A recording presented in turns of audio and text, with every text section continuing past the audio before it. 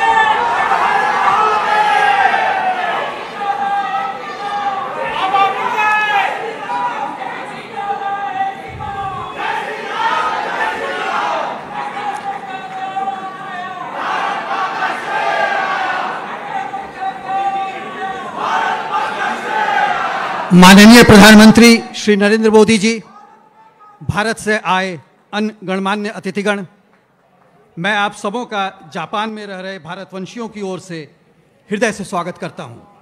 देवियों और सज्जनों, अब हमारे गर्व का प्रतीक राष्ट्रगान की धुन बजाई जाएगी। आप सबों से अनुरोध है कि अपनी जगह पर खड़े होकर राष्ट्रगान को सम्मान दें और इससे प्रेरणा लेकर अपने देश को गतिशील प्रगति के पथ पर आगे बढ़ाएं। राष्ट्रगान के समापन के बाद माननीय प्रधानमंत्री जी का अभिभाषण प्रारंभ होगा। कृपया अपनी जगहों पर चले जाएं।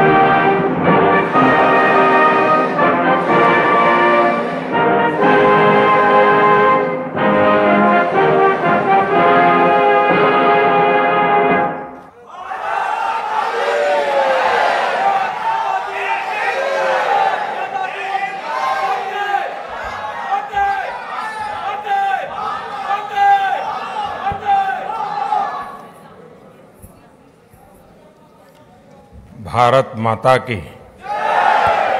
भारत माता की।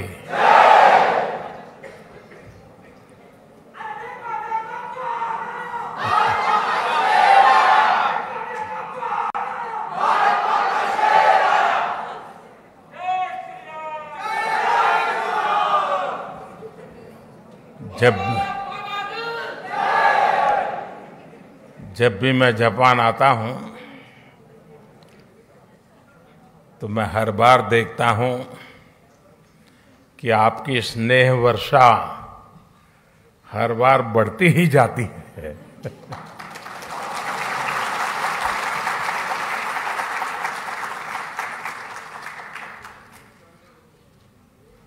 आप में से कई साथी ऐसे हैं जो अनेक वर्षों से यहाँ बसे हुए हैं। जापान की भाषा, यहाँ की वेशभूषा, कल्चर, खानपान एक प्रकार से आपके जीवन का भी हिस्सा बन गया है। और हिस्सा बनने का एक कारण ये भी है कि भारतीय समुदाय के संस्कार समावेशक रहे हैं, लेकिन साथ साथ जापान में अपनी परंपरा, अपने मूल्य, अपनी जीवन पद्धति, उसके प्रति जो कमिटमेंट है वो बहुत गहरा है। और इस दोनों का मिलन हुआ है, इसलिए स्वाभाविक रूप से एक अपनेपन के महसूस होना बहुत स्वाभाविक होता है। साथियों, आप यहां रहे हैं, काफी लोग आप लोग यहां बस गए हैं। मैं जानता हूं कईयों ने यहां शादी भी कर ली है।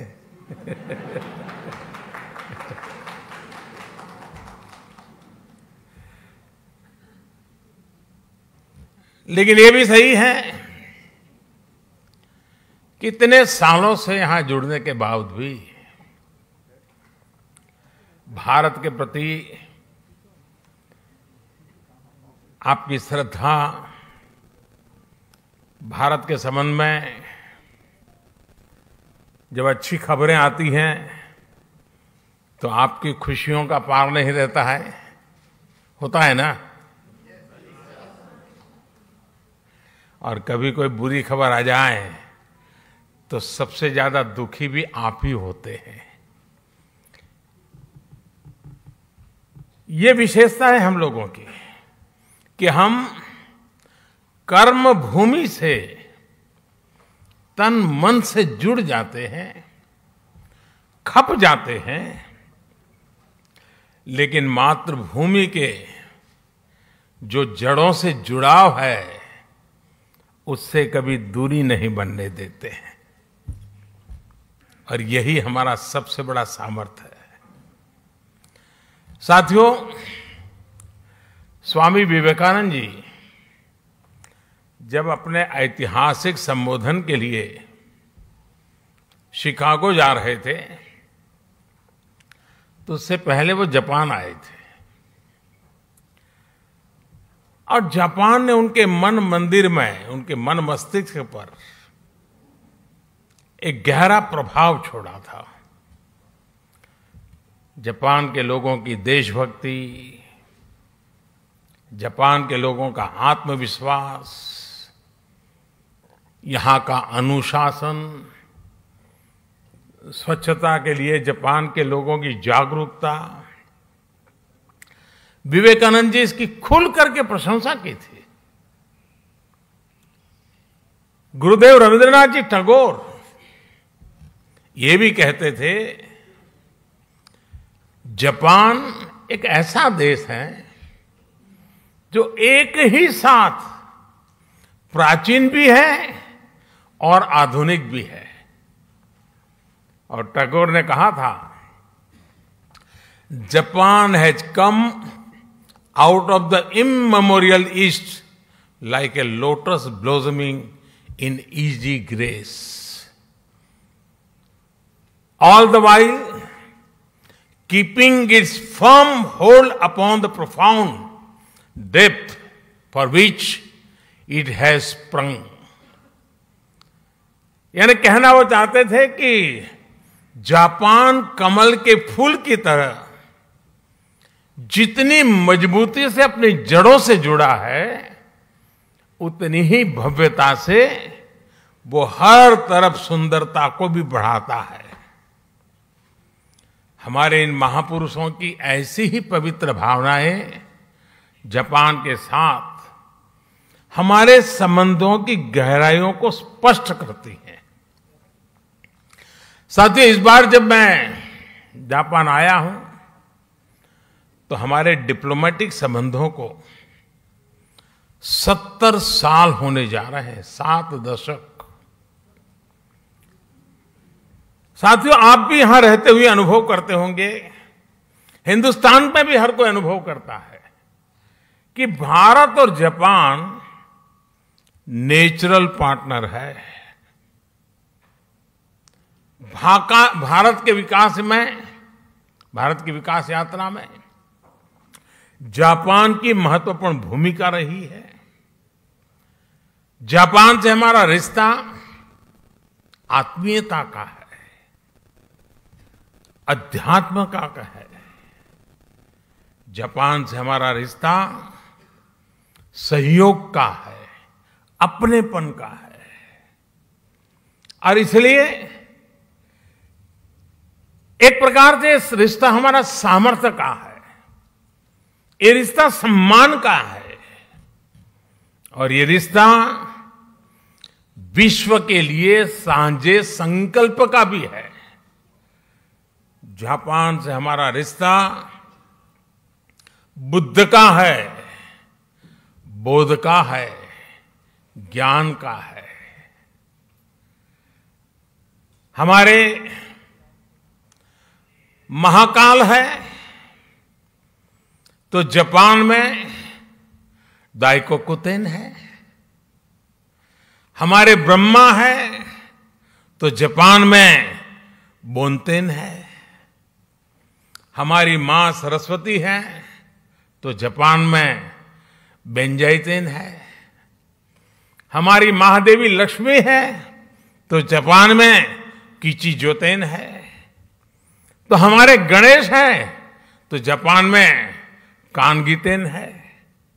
जापान में अगर जैन की परंपरा है तो हम ध्यान को, मेडिटेशन को आत्मा से साक्षात्कार का माध्यम मानते हैं। 21वीं सदी में भी भारत और जापान के इन सांस्कृतिक संबंधों को हम पूरी प्रतिबद्धता के साथ आगे बढ़ा रहे हैं। और मैं तो काशी का सांसद हूं और बड़े गर्व से कहना चाहूंगा कि जापान के पूर्व प्रधानमंत्री श्री आबे जब काशी आए थे तब उन्होंने एक बहुत बढ़िया सौगात काशी को दी। काशी में जापान के सहयोग से बना रुद्राक्ष, और जो मेरी कभी कर्मभूमि रही वो अहमदाबाद में जैन गार्डन और काइजन एकेडमी, ये ऐसी बातें हैं जो हमें कितनी निकट लाती हैं। यहां आप सभी जापान में रहते हुए इस ऐतिहासिक बंधन को और मजबूत बना रहे हैं और सशक्त कर रहे हैं। साथियों, आज की दुनिया को भगवान बुद्ध के विचारों पर, उनके बताए रास्ते पर चलने की शायद पहले से ज्यादा जरूरत है। यही रास्ता है जो आज दुनिया की हर चुनौती, चाहे वो हिंसा हो, अराजकता हो, आतंकवाद हो, क्लाइमेट चेंज हो, इन सब से मानवता को बचाने का यही मार्ग है। भारत सौभाग्यशाली है कि उसे भगवान बुद्ध का प्रत्यक्ष आशीर्वाद मिला। उनके विचारों को आत्मसात करते हुए भारत निरंतर मानवता की सेवा कर रहा है। चुनौतियां चाहे किसी भी प्रकार की हो, कितनी बड़ी क्यों न हो, भारत उनका समाधान ढूंढता ही है। कोरोना से दुनिया के सामने जो 100 साल का सबसे बड़ा संकट पैदा हुआ, वो हमारे सामने है। और ये जब शुरू हुआ था तब किसी को नहीं पता था कि आगे क्या होगा। शुरू में तो ऐसा ही लग रहा था, वहां आया है, यहां क्या है। किसी को पता नहीं था इसको कैसे हैंडल किया जाए, और न वैक्सीन भी नहीं थी, और न इस बात का कोई आइडिया था कि वैक्सीन कब तक आएगी। यहां तक कि इस बात पर भी डाउट था कि वैक्सीन आएगी या नहीं आएगी। चारों तरफ अनिश्चितता का माहौल था। उन परिस्थितियों में भी भारत ने दुनिया के देशों में दवाएं भेजी। जब वैक्सीन्स अवेलेबल हुई तो भारत ने मेड इन इंडिया वैक्सीन्स अपने करोड़ों नागरिकों को भी और दुनिया के 100 से अधिक देशों को भी भेजी।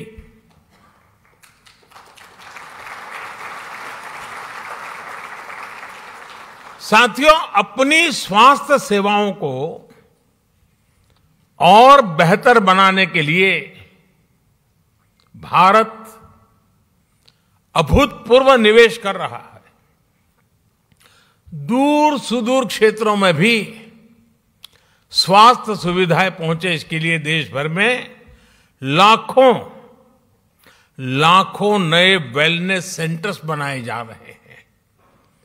आपको ये जानकर के भी खुशी होगी, शायद आज आपने भी सुना होगा, वर्ल्ड हेल्थ ऑर्गेनाइजेशन WHO ने भारत की आशा वर्कर्स, आशा बहनों को director generals global health leader award से सम्मानित किया है।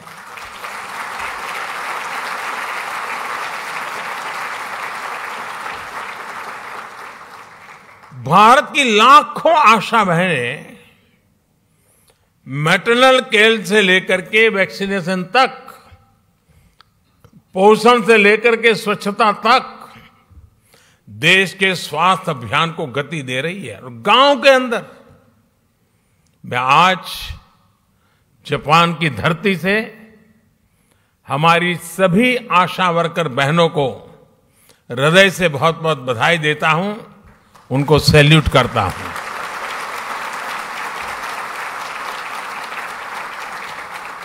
साथियों, भारत आज किस तरह वैश्विक चुनौतियों का मुकाबला करने में मदद कर रहा है, इसका एक और उदाहरण एनवायरनमेंट का भी है। आज क्लाइमेट चेंज विश्व के सामने मौजूद एक महत्वपूर्ण संकट बन गया है। हमने भारत में इस चुनौती को देखा भी और उस चुनौती से स्थायी समाधान के लिए रास्ते भी खोजने की दिशा में हम आगे बढ़े। भारत ने 2070 तक नेट जीरो के लिए कमिट किया है।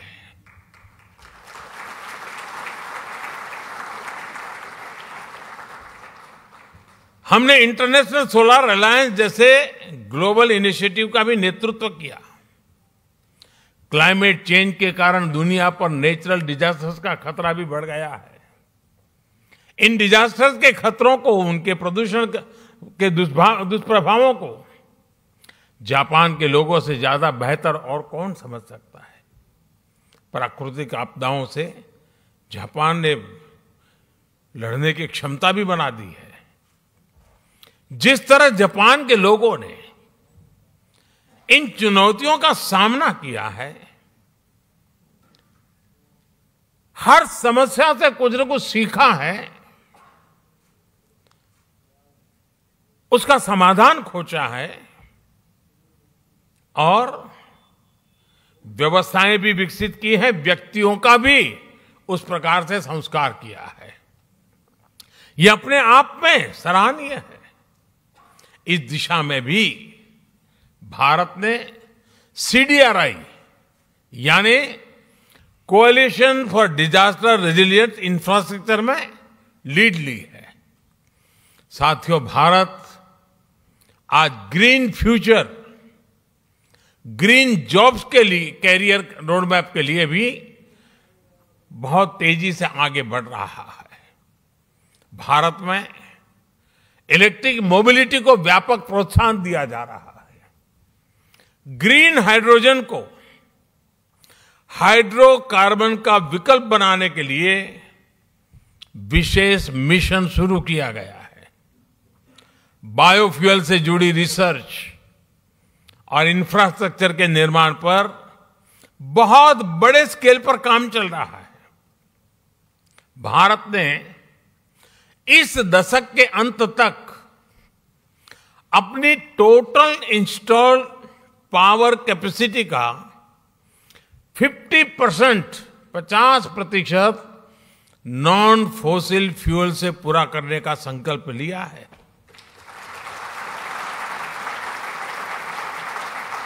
साथियों, समस्याओं के समाधान को लेकर भारतीयों का जो ये आत्मविश्वास है, ये आत्मविश्वास आज हर क्षेत्र में, हर दिशा में, हर कदम पर दिखाई देता है। ग्लोबल सप्लाई चेन को जिस प्रकार बीते 2 सालों में नुकसान पहुंचा है, पूरी सप्लाई चेन सवालिया निशान में घिरी हुई है। आज सारी दुनिया के लिए यह अपने आप में एक बहुत बड़ा संकट बना हुआ है। भविष्य में ऐसी स्थिति से बचने के लिए हम आत्मनिर्भरता के संकल्प के साथ आगे बढ़ रहे हैं।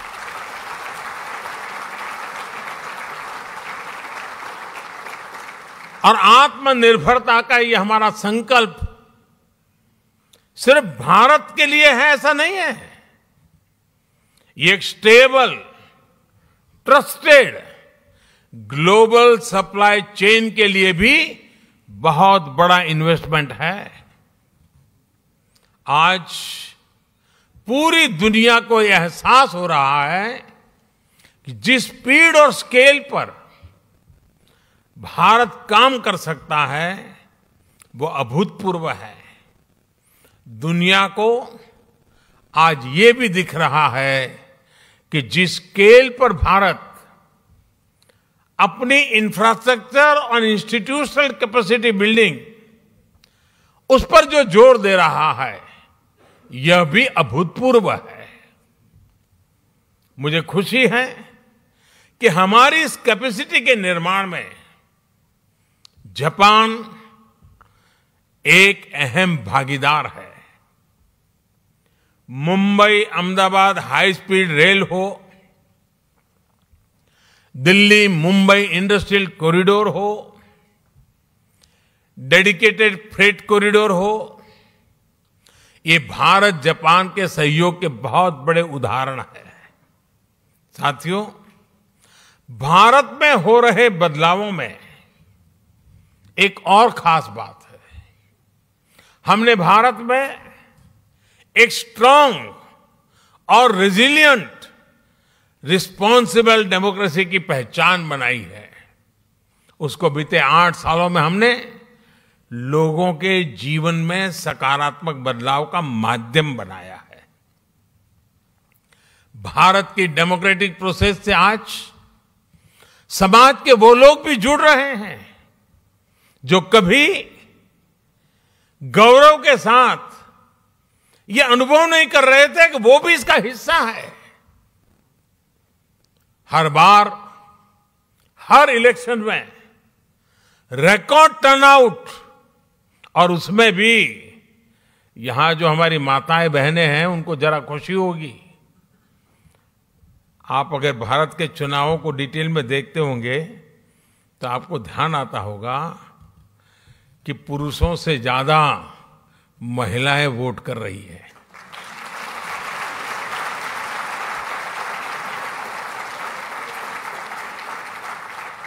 ये इस बात का प्रमाण है कि भारत में डेमोक्रेसी सामान्य से सामान्य नागरिकों के हकों के प्रति कितनी सजग है, कितनी समर्पित है और हर नागरिक को कितना सामर्थ्यवान बनाती है। साथियों, मूल सुविधाओं के साथ साथ हम भारत के एस्पिरेशन को भी नई बुलंदी दे रहे हैं, नया आयाम दे रहे हैं। भारत में इंक्लूसिवनेस का, लीकेज प्रूफ गवर्नेंस का, यानी एक ऐसी डिलीवरी व्यवस्था, टेक्नोलॉजी का भरपूर उपयोग करते हुए एक ऐसे मैकेनिज्म को विस्तार किया जा रहा है ताकि जो जिस चीज का हकदार है वो बिना मुसीबतें, बिना कोई सिफारिश को, बिना कोई करप्शन किए अपने हक को प्राप्त कर सकता है, और उसमें हम पूरी ताकत से जुटे हुए हैं।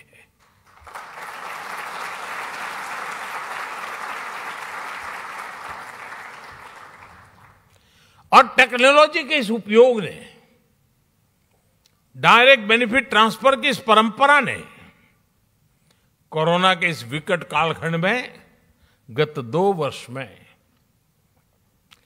भारत की और खास करके भारत के दूर सुदूर गांव में रहने वाले, जंगलों में रहने वाले हमारे नागरिकों के हकों की बहुत बड़ी रक्षा की है, उनकी मदद की है। साथियों, भारत का बैंकिंग सिस्टम इन मुश्किल हालात में भी निरंतर चलता रहा, और उसका एक कारण भारत में जो डिजिटल रिवॉल्यूशन आया है, डिजिटल नेटवर्क की जो ताकत बनी है, उसका ये परिणाम मिल रहा है। और आपको साथियों जानकर के खुशी होगी, पूरी दुनिया में जो डिजिटल ट्रांजैक्शन होते हैं ना, कैशलेस, यहां जापान में तो आप लोग टेक्नोलॉजी से भली भांति परिचित रहते हैं, लेकिन ये बात सुनकर के आनंद होगा, आश्चर्य होगा और गर्व होगा। पूरे विश्व में जितना भी डिजिटल ट्रांजैक्शन होता है उसमें से 40% अकेले भारत में होता है।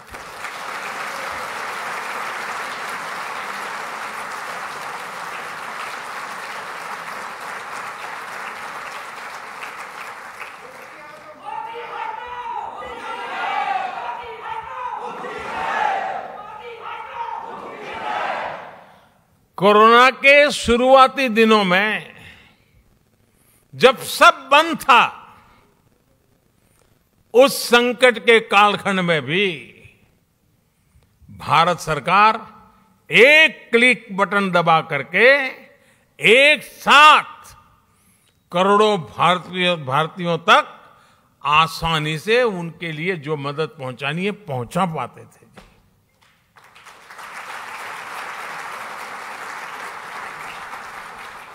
और जिसके लिए मदद तय थी उसी को मिली समय पर मिली और इस संकट से जूझने का उसे सामर्थ्य भी मिला। भारत में आज सही मायने में पीपल लेड गवर्नेंस काम कर रही है। गवर्नेंस का यही मॉडल डिलीवरी को एफिशिएंट बना रहा है। यही डेमोक्रेसी पर निरंतर मजबूत होते विश्वास का सबसे बड़ा कारण है। साथियों, आज जब भारत आजादी के 75 साल मना रहा है, आजादी का अमृत महोत्सव मना रहा है, तो वो आने वाले 25 साल यानी आजादी के 100वें वर्ष तक हिंदुस्तान को हमें कहां पहुंचाना है, किस ऊंचाई को प्राप्त करना है, विश्व में हमारे झंडा कहां कहां कैसे कैसे गाड़ना है, आज हिंदुस्तान उस रोड मैप तैयार करने पर लगा हुआ है।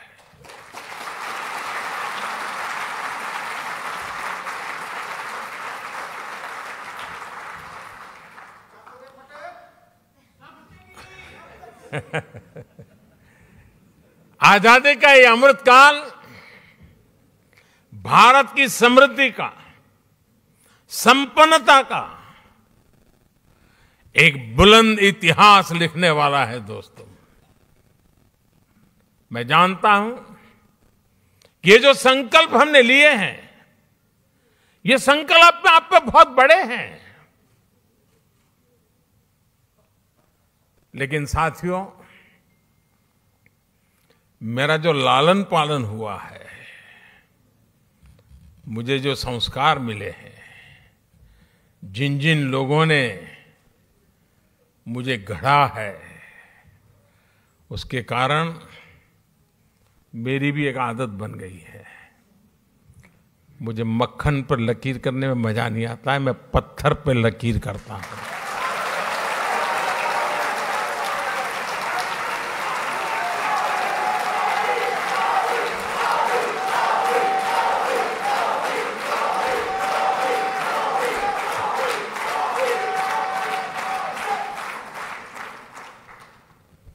लेकिन साथियों,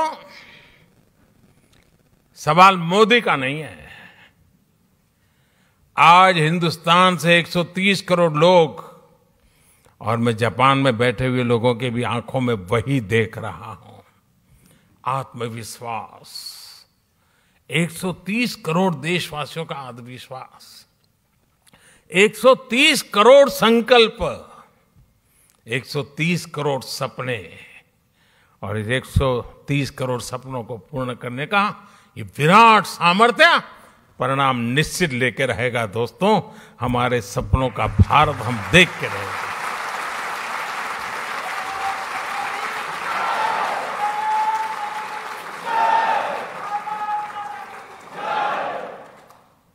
आज भारत अपनी सभ्यता, अपनी संस्कृति, अपनी संस्थाओं के,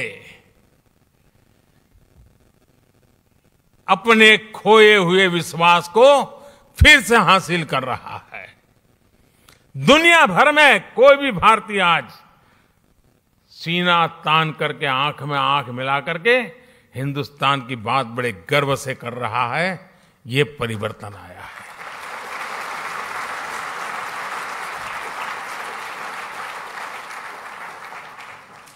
आज मुझे यहां आने से पहले भारत की महानताओं से प्रभावित कुछ लोग जो अपना जीवन खपा रहे हैं, ऐसे लोगों के दर्शन करने का मुझे मौका मिला, और बड़े गर्व से वो कह रहे थे योग की बातें, वो योग को समर्पित है। जापान में भी शायद ही कोई होगा जिसको योग की कल्पना न हो। हमारा आयुर्वेद, हमारी पारंपरिक चिकित्सा पद्धति, आजकल तो हमारे मसाले सब दूर, उसकी मांग बढ़ रही है। लोग हमारी हल्दी मंगवा रहे हैं। इतना ही नहीं साथियों, हमारी खादी,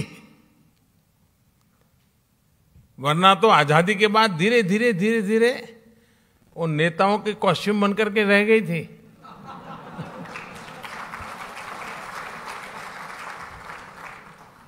आज पुनर्जीवन हो गया है।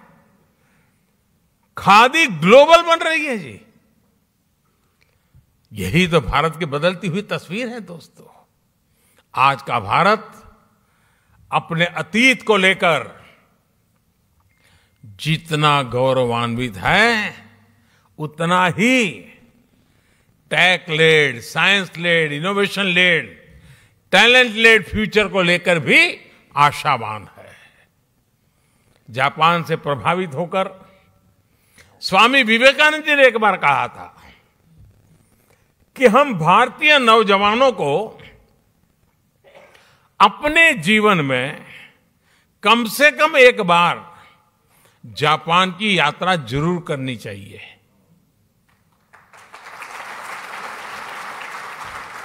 आप लोग ये वाक्य पढ़ करके आएंगे हो ऐसा मैं तो नहीं मानता हूं, लेकिन विवेकानंद जी ने भारत के लोगों को कहा था कि भाई एक बार देखकर तो आओ जापान है कैसा। साथियों,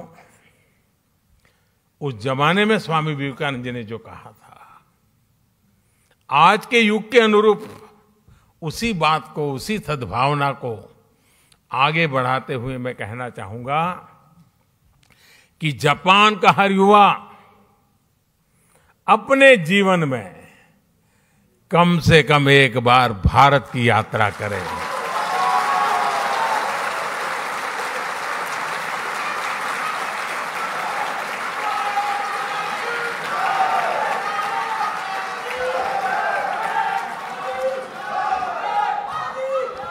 आपने अपनी स्किल से, अपने टैलेंट से, अपनी एंटरप्रेन्योरशिप से जापान की इस महान धरती को मंत्रमुग्ध किया है।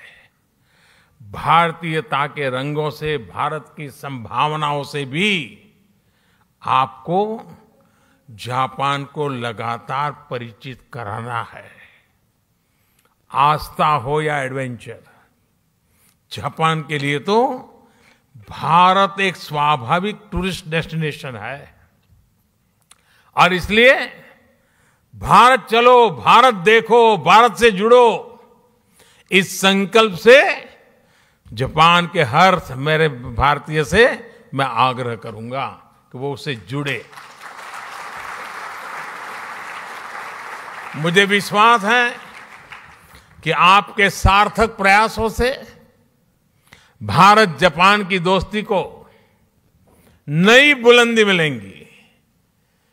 इस अद्भुत स्वागत के लिए, और मैं देख रहा था, अंदर आ रहा था, चारों तरफ जोश, नारे, उत्साह,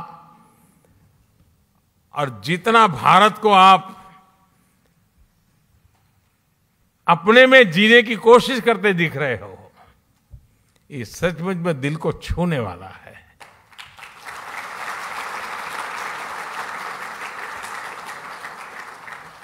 आपका ये प्यार, ये स्नेह हमेशा बना रहे। इतनी बड़ी तादाद में आकर के, और मुझे बताया गया कि जापान में से सिर्फ टोक्यो से नहीं, बाहर से भी कुछ साथी आज आए हैं। पहले मैं आया करता था, इस बार नहीं आ पाया तो आप भी आ गए। लेकिन मुझे अच्छा लगा, आप सबके दर्शन करने का अवसर मिला। मैं फिर एक बार आप सबका बहुत बहुत धन्यवाद करता हूं, हृदय से आभार व्यक्त करता हूं। भारत माता की, भारत माता की, भारत माता की, बहुत बहुत धन्यवाद।